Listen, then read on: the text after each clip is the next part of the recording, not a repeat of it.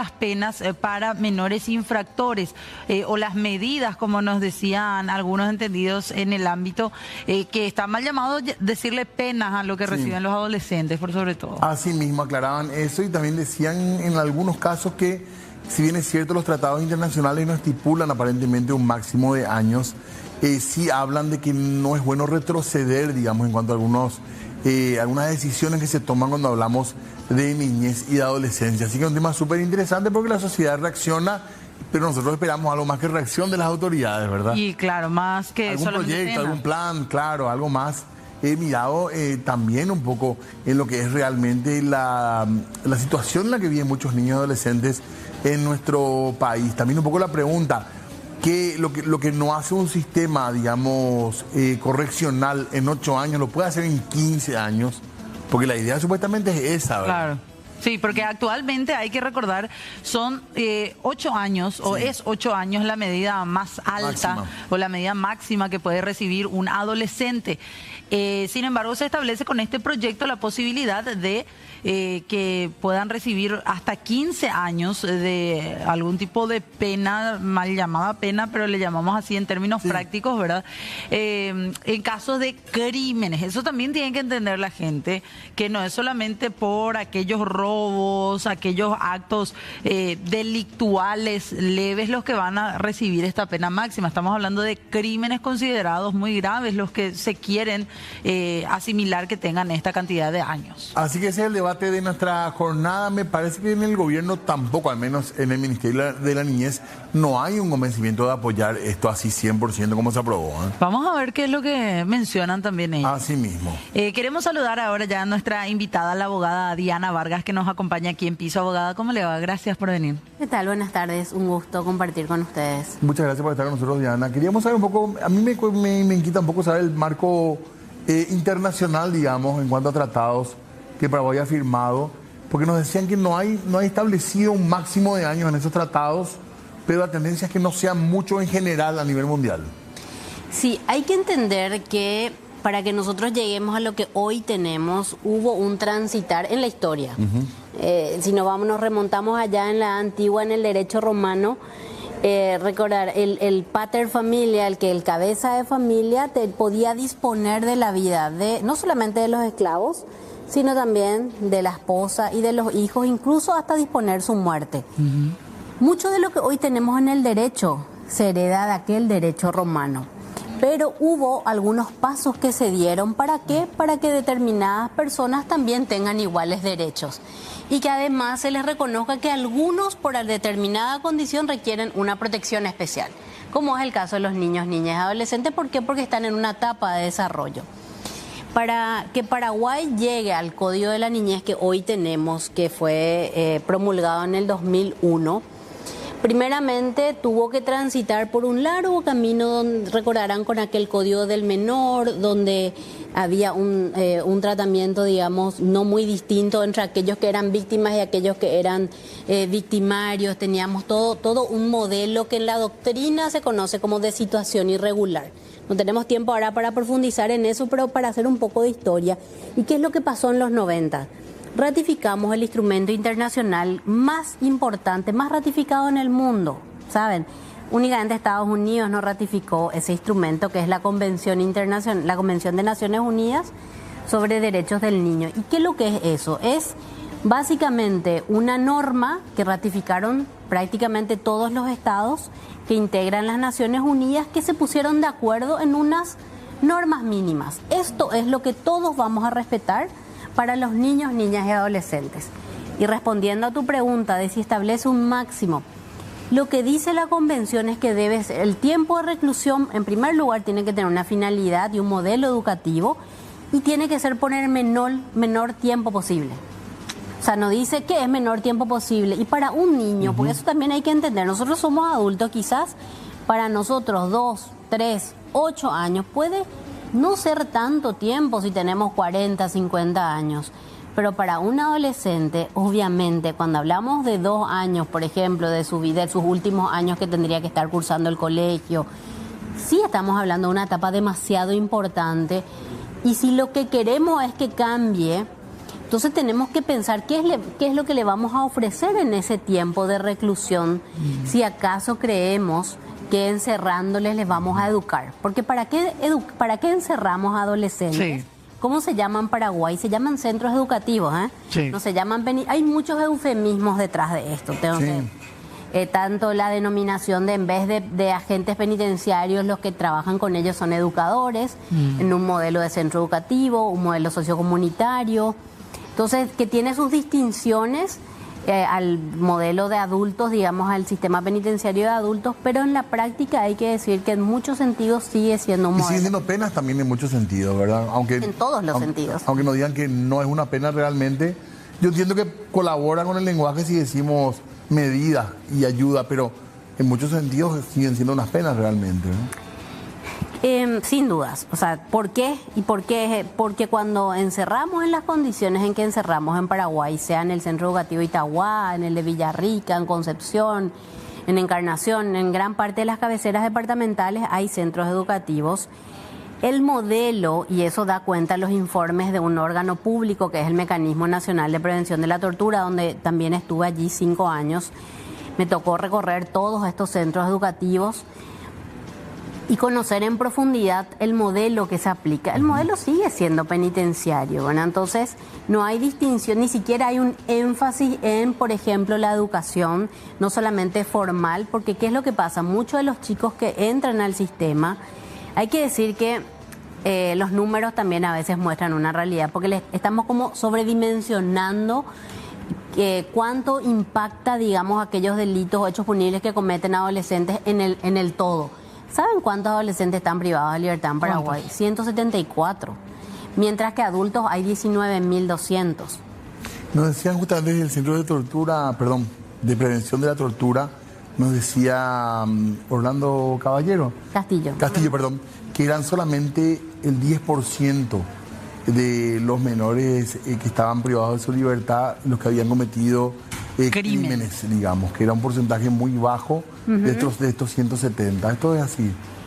No solamente que es muy bajo, sino que ¿cuál es el hecho punible más denunciado en Paraguay? La violencia familiar. En ese contexto crecen estos adolescentes. Claro. Eso también hay que entender. Así crece la niñez en Paraguay. En familias donde hay violencia, se estima que apenas el 10% llega al sistema, el resto permanece en silencio. Después, ¿por qué entra principalmente en Paraguay un adolescente al sistema penal? ¿Por qué entra en contacto?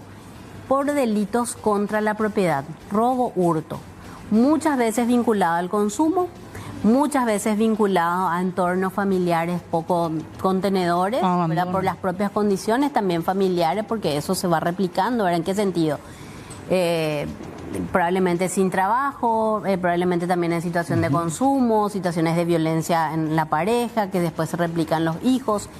Esa es la mayor cantidad. Menos del 10% entra por hechos que tengan que ver contra la vida, por ejemplo. Sí. O sea, si hablamos de homicidio, que es pareciera que es hoy lo que nos preocupa, cuando en realidad eso es lo menos. O sea, acá lo que tenemos es un alto índice de adolescentes que ingresan por situaciones de consumo. Según datos del Ministerio de Justicia, alrededor del 90%. ¿Acaso estamos abordando seriamente? Claro, ¿qué pasa con ese gran porcentaje? Vamos a continuar un ratito, doctora, la charla, porque es muy interesante lo que estamos hablando. Sí, señor, por eso queremos saludar también al senador José Oviedo, que ya nos acompaña para ampliar un poco esta conversación también. Senador, ¿cómo le va? Gracias por atendernos. Hola, buenas noches, Fernanda, Diego, Adriana. Un placer conversar con ustedes. Gracias, senador, que estamos charlando de esto, ¿verdad? 15 años por de pronto, ese es el proyecto, aprobado en el Senado. Sí, yo había presentado un proyecto de 20 años, el senador Zacarías presentó un proyecto de 15, se unificaron los dos proyectos y se le dio media sanción. Estoy escuchando lo que dice la abogada Diana. Sí, concuerdo totalmente con ella. Solamente hay que considerar también que un adolescente que imprime o que aplica mucha energía criminal para cometer un crimen es un peligro para la sociedad. Y hay que separarlo de la sociedad por un tiempo adecuado y que se le dé tiempo al Estado para recuperar a ese joven. Por supuesto que estamos de acuerdo con que hay que recuperar y hay que reinsertar a ese joven a la sociedad. Y la motivación del proyecto que yo había presentado es justamente para eso, para separar al joven que cometió un crimen por un tiempo adecuado para asegurar su reinserción, ¿verdad? Y proteger a la sociedad de momento de ese tipo de agresores. ¿Y cuál es el análisis que hace? Hablábamos al inicio de la charla aquí con la abogada Diana. Se menciona en la Convención del Niño que el niño tiene que pasar la menor cantidad de tiempo posible en un centro así. ¿Usted opina lo contrario? Sí, estoy de acuerdo con que tiene que pasar el menor tiempo posible. ¿Y cuál es el menor tiempo posible? Juzgarlo como un adulto es el mayor tiempo posible, ¿verdad? Entonces podemos ir bajando, decimos 20 años, 10 años, 15 años podría ser conveniente, ¿verdad? No, es la mitad de lo que es la mitad de la pena máxima para adultos. ¿Y tuvieron en cuenta la cantidad de casos que hay, senador? Porque eso creo que también es interesante saber que no es, por más que tenemos un caso que motive y que fue fuerte, que yo entiendo que genere reacción, ¿se tuvo en cuenta esto atendiendo que no son la mayor cantidad de casos los de este nivel de violencia y muerte? Bueno, hay que considerar que por más que fijemos 15 años, no todos van a ir presos 15 años. Claro. El mínimo siempre va a ser 6 meses, de 6 meses a 15 años. Ahí va a depender del juez, de la gravedad del crimen cometido, van a influir otros factores para determinar la pena finalmente, ¿verdad? Y en el debate, al menos yo no participé de las conversaciones en las comisiones. Sí, en el debate, en el pleno, el miércoles pasado, no se consideró mucho la cantidad de casos que hay. Sí, esos casos puntuales. Este tipo de medidas es para casos muy, muy puntuales. Ahora, yo le quiero hacer la consulta a ambos. Primeramente a usted, senador.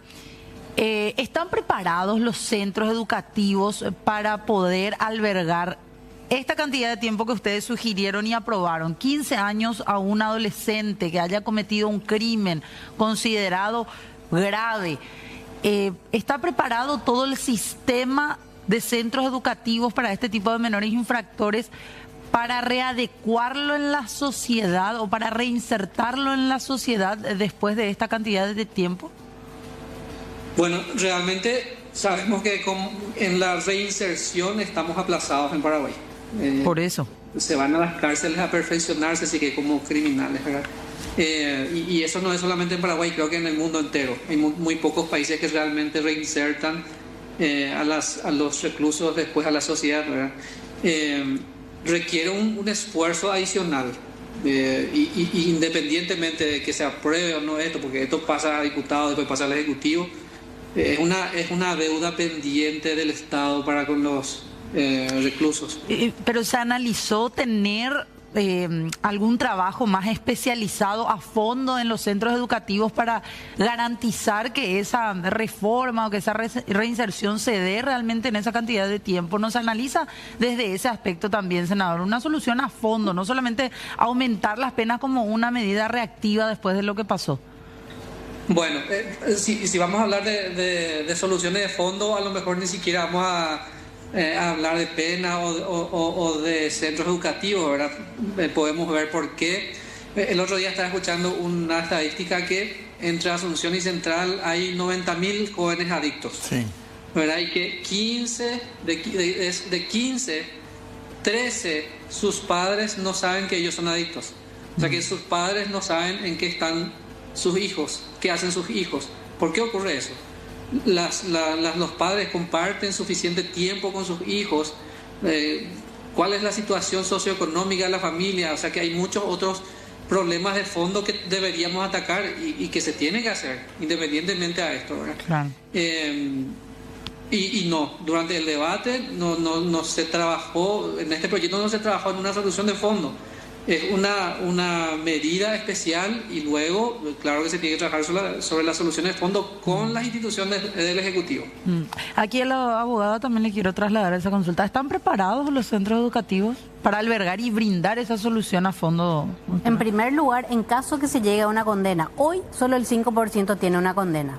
De esos 174 jóvenes. Solo el 5% tiene una condena entre adolescentes en Paraguay. Por otro, en caso que llegue alguno de ellos a una condena de 10, 15 años como pretenden, van a pasar al sistema penal de adultos.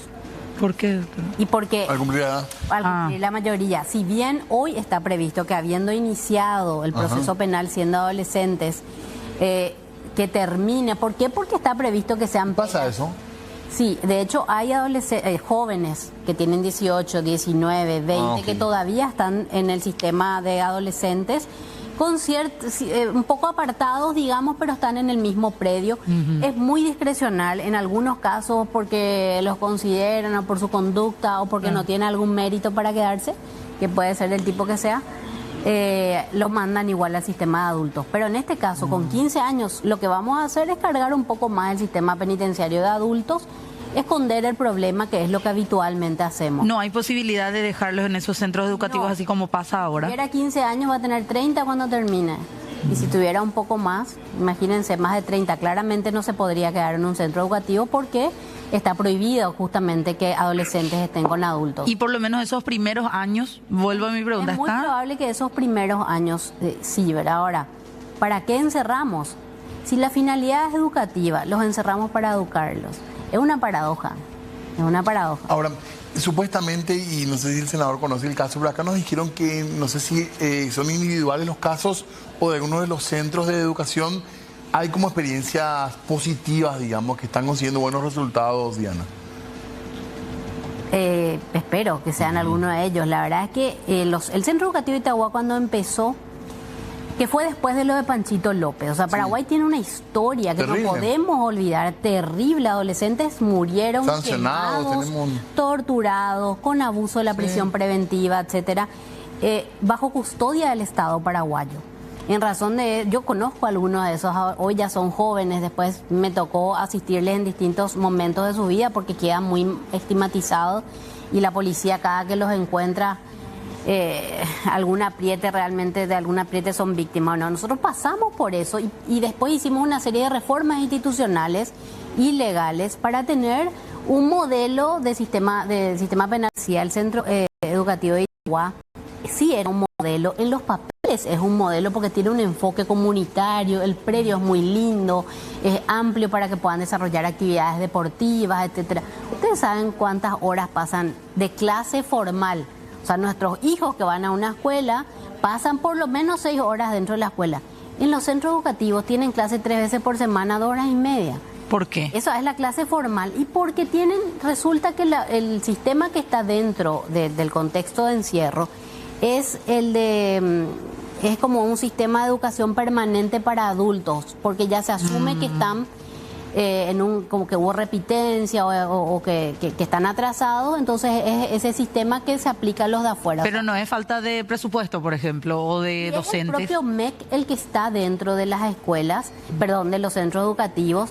También hay recursos para equipos técnicos, es decir, contratos en el Estado generalmente hay. Ahora, con una carga horaria que muchas veces, por ejemplo, hay psicólogos, pero la carga horaria de los psicólogos y psicólogas en los centros educativos, o sea, en general en el Estado, es de apenas de 12 a 15 horas semanales.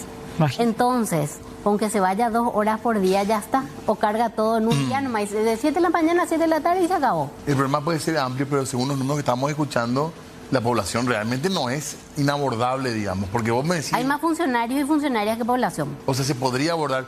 Tenemos que seguir hablando de esto, es muy interesante, me parece. Yo creo que es normal también que haya habido una reacción de ese tipo, de pedir penas, sanciones, porque el caso es muy violento. Y nos dolió es a lógico todos. que reaccionemos así, pero no podemos quedar con eso, evidentemente. Claro. Decía el senador, dimos esta respuesta, hay que seguir trabajando también en otras soluciones de fondo, en definitiva. Lo que pasa es que esa solución de fondo, hablando de eufemismo, también cuántas, decía, dijimos nosotros, en tantos casos además, ¿verdad? Y nunca se cumple. En realmente. ningún caso. Queremos hacer una breve pausa. Le agradecemos aquí a la abogada, también al senador. Les pedimos.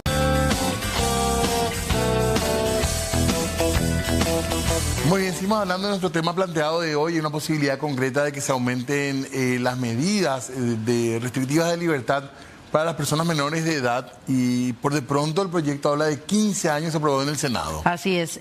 Mucha gente empezó a decir en la conversación general después de lo ocurrido con María Fernanda y que fue un poco el caso disparador, abogada, y también para el senador que tengo entendido todavía está allí en línea con nosotros. Crimen de adulto pena de adulto. ¿Cómo explicamos y cuál es la mirada, el enfoque que hay que tener cuando hablamos de adolescentes en ese caso?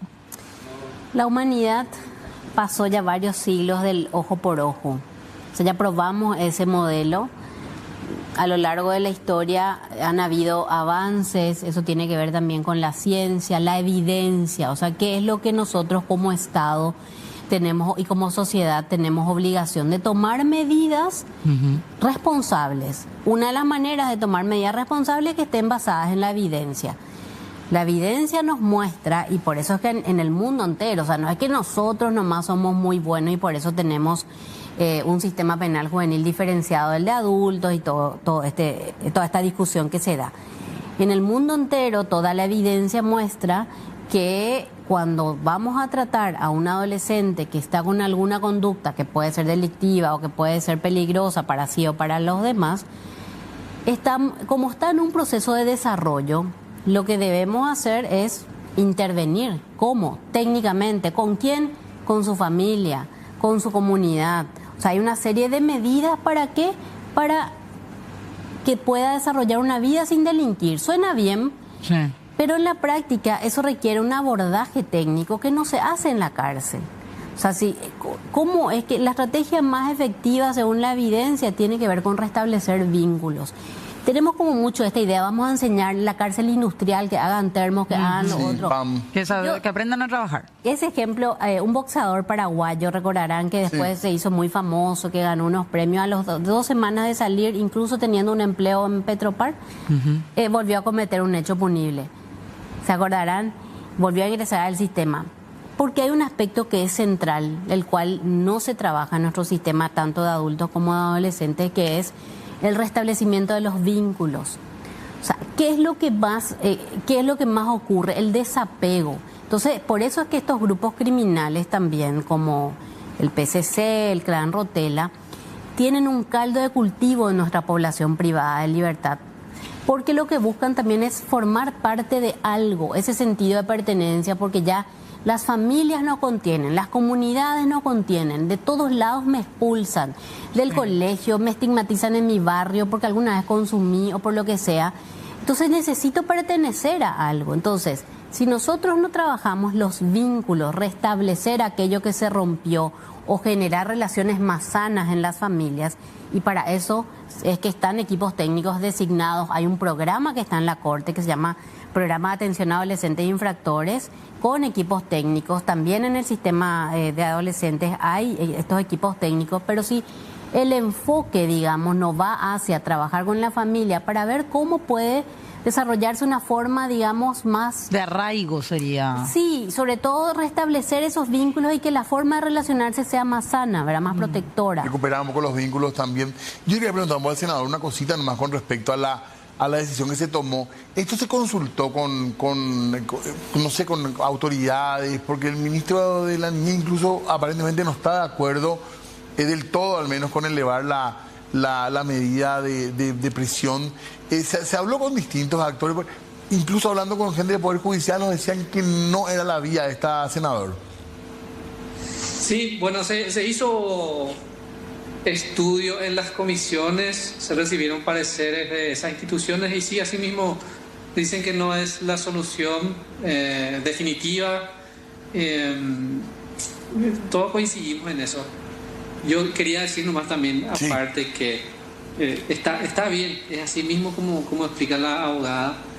Tenemos como materia pendiente la reinserción, la reeducación, pero como vos lo decías, ante un crimen de tal gravedad como lo que vimos hace días pasados, ¿cómo le tenés en libertad a esa gente en poco tiempo? Preguntarle a la familia qué piensa al respecto, ¿verdad? Son un peligro para la sociedad. Entonces hay que separarlos de la sociedad. Después, por supuesto que tenemos que reeducarlos, reinsertarlos, pero el principal motivo por lo que yo presenté mi proyecto es para separarlos de la sociedad, proteger a la sociedad de ese tipo de criminales. Bueno, sí, para responder tu pregunta, sí se recibieron pareceres y dicen que no es la solución de fondo. Las soluciones de fondo están presentadas, se trabaja, falta voluntad política. ¿Por qué el Ministerio de Justicia no está haciendo bien su trabajo, ¿verdad? Inclusive aquel proyecto de las 40 horas puede ayudar a mejorar esto. Los padres van a pasar más tiempo con sus familias. Presenté también el proyecto de ley de la reforma del transporte público, que hasta ahora no se hizo nada por el transporte público. Los padres la gente pasa demasiado tiempo de camino a su casa, ¿verdad? Eso les impide compartir suficiente tiempo con la familia. ¿Por qué tenemos tantos niveles de informalidad? Eso hace que la gente ni siquiera gane salario mínimo, ¿verdad? Entonces, si por lo menos perseguimos el problema de la informalidad, va a ayudar a mejorar esto. Una serie de factores que tenemos que ir atacando para mejorar, para atacar para buscar esas soluciones de fondo. Sí, lastimosamente nomás, senador, aquí se actúa de forma reactiva. La gente sale a, no sé, querer quemar en una plaza pública a un adolescente que, claro, lo que hizo es completamente reprochable y nos duele como sociedad y nos hace mirar y decir hacia dónde estamos educando a nuestros adolescentes, a nuestros niños, a aquellas personas que el día de mañana van a ser adultos y que lastimosamente en la adolescencia ya están así. Pero no hacen un mea culpa de la falta de voluntad, por sobre todo en general, de solucionar esos problemas de fondo, porque es solamente una medida reactiva como para calmar los ánimos de la gente que de la peor forma está pidiendo hasta pena de muerte para adolescentes.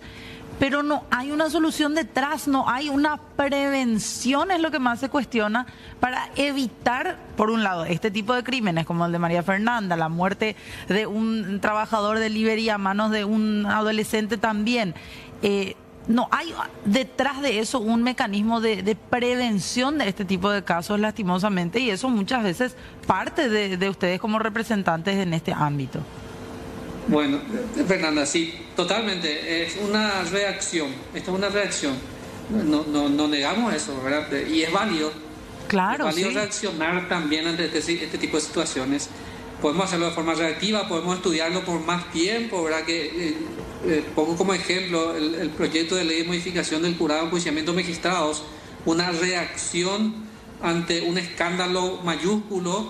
Bueno, ese proyecto yo sigo estudiándolo. Fue una reacción un poco más lenta, en este caso una reacción un poco más rápida, y te repito, yo por ejemplo presenté ya muchos proyectos de leyes que pueden ayudar a buscar esas soluciones de fondo en esta situación, ¿verdad? No es que no se está haciendo nada, pero sí falta también voluntad política de las instituciones rectoras en este caso, como el Ministerio de Justicia. Claro, sí, totalmente de acuerdo. Y lo otro, ¿verdad? Un tema que tampoco creo que le estamos encontrando la vuelta al gobierno. Cuando entra, toma casi como una broma, saca una campaña que decía chau Chespi, parecía un chiste realmente. Luego asumen y se dan cuenta que el problema no es para hacer una campaña de ese tipo tan liviana, pero no podemos olvidar que la cantidad de personas jóvenes adictas es ultra preocupante y no se toca como un tema de salud pública, por ejemplo, senador, que también es un problema grave. Sí, así mismo, fue una promesa de campaña y bueno, realmente no se ven los resultados, incluso se ve que está empeorando, ¿verdad? Y sí, totalmente, estoy de acuerdo contigo. En este panorama, ¿ustedes creen que se va a aprobar esto en Cámara de Diputados? ¿Cuál es la perspectiva que hay, senador? Yo creo que sí se va a aprobar, no escuché muchas voces en contra. Y tiene la de aprobarse, incluso creo que el Ejecutivo podría aprobar, porque no, así como les digo, no va en contra de normas internacionales, tiene mucho sentido, porque tiene sentido, no estamos haciendo algo malo. Y perdón, puede ayudar. Sí. En ese punto nomás quería preguntarle también a Diana el tema de si contradice o no algunos principios de la Constitución o de pactos o tratados firmados por el país.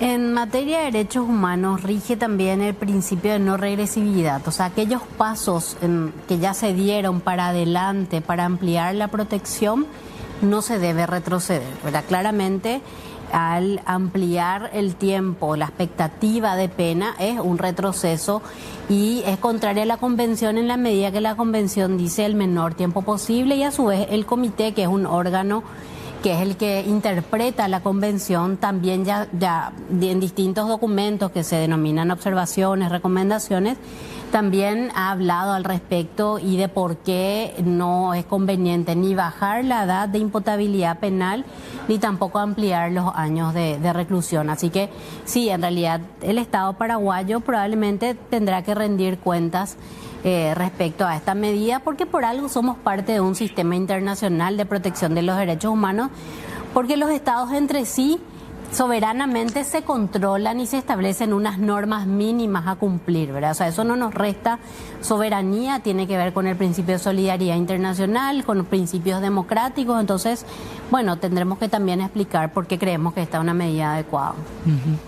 Bueno, le agradecemos al senador que esté del otro lado también. No sé, senador, si quedó algo más que usted quiera mencionar respecto a este tema.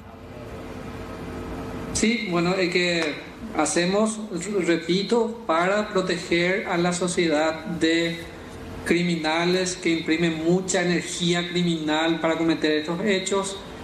Hay una materia pendiente en reinserción y tiene que el Estado mejorar en eso. Y nosotros, desde donde nos toque, vamos a estar trabajando para que principalmente, personalmente, para que las familias puedan compartir más tiempo con sus miembros, los padres con los hijos, mejorar todos los servicios públicos. Estamos para eso. Gracias. Muchas gracias, senador, muy amable. Bueno, pasa por ahí también un poco lo que usted mencionaba, abogada, lo de hablar nuevamente de un arraigo, porque decíamos, y era una conversación cuando ocurrió recién lo de María Fernanda, lo que ocurrió con el delivery también en el barrio San Francisco. Muchas veces, lastimosamente, los jóvenes, y yendo al caso del barrio San Francisco en particular, sienten ese cobijo de parte de estos grupos criminales que les dan dinero, que les da vestimenta, que les da zapatos, protección, y se sienten un poco ellos amparados por ese sistema criminal que a través de ese tipo de estimulantes, por así decirlo, van generando estos adeptos ya a temprana edad. Sí, yo coincido con lo que dice el senador, que no podemos mirar aisladamente que hay condiciones laborales muy precarias, que hay o sea, pareciera que cuando se habla de transporte, ¿qué tiene que ver? Sí. Tiene muchísimo que ver. ¿Por qué? Porque se pasa demasiadas horas viajando, tiempo que se le resta a compartir en familia. La informalidad también hace que tengan más inestabilidad en la familia, que no puedan ofrecer protección, seguridad social, etcétera.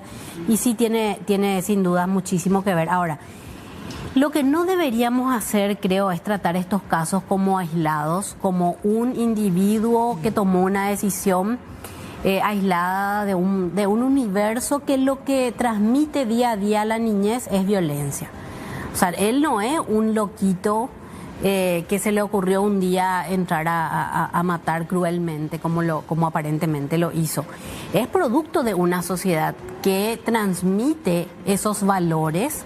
¿Por qué? Porque hay mucha violencia hacia la niñez, mucha impunidad de aquellos adultos que cometen violencia, y además hay un componente muy importante de violencia de género, del cual tampoco se quiere hablar, porque esto se hace contra niñas y contra mujeres, no se hace contra varones. Porque también hay mensajes que reciben desde muy pequeños de que pueden tomar y apropiarse y decidir usar y abusar, como dijo un expresidente, de los cuerpos de las niñas y de las mujeres.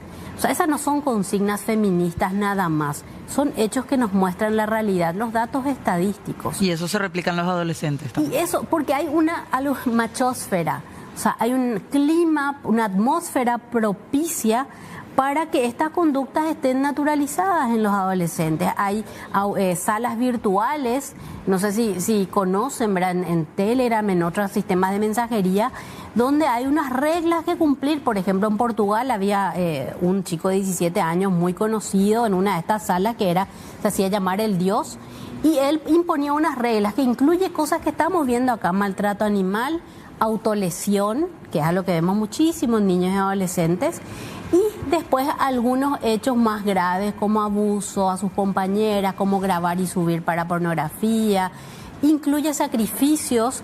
Y eso terminó, por ejemplo, este caso que les comento, terminó en Brasil en el 2023, que un adolescente que también era víctima de bullying por su orientación sexual termine cometiendo uno de estos sacrificios, en realidad cumpliendo reglas del grupo. Desafíos, matando a una compañera, hiriendo casi fatalmente a dos más. Fue una matanza en una de estas ciudades y termina la investigación llegando a este chico de Portugal como el gran instigador. Y los adolescentes de Paraguay no solamente reciben violencia en sus familias, en la cancha, en la clase política, que todo el día también distintas formas de violencia, sino también en el tiempo que pasan en el celular. Entonces, si no creamos que ellos actúan aisladamente, sino que producto de todos esos estímulos que reciben día a día en una sociedad que se niega además de hablar de violencia de género, de educación sexual. Entonces hay demasiados tabúes y resulta que con más cárcel o con más años no vamos a abordar de fondo, sin duda. Claro. Muchas gracias, Yana, muy amable. Gracias, abogada. Gracias a ustedes. Bueno, y esto sin ánimo de ninguna manera de justificar lo que han hecho adolescentes en este tipo de casos puntuales, ¿verdad? Claro que tiene que haber toda una investigación en caso de encontrarse absolutamente toda la responsabilidad que recaiga sobre ellos, también algún tipo de medida que la justicia decida. Pero aquí la pregunta que nos hacemos por sobre todo es: ¿esto soluciona o no el problema de fondo para que ya no existan más María Fernandas, para que ya no existan más trabajadores delivery muertos a manos de adolescentes? Evitará eso, y cuesta creer que sea la cárcel la solución. Así que bueno, cerramos esta parte del programa. Sí, sí.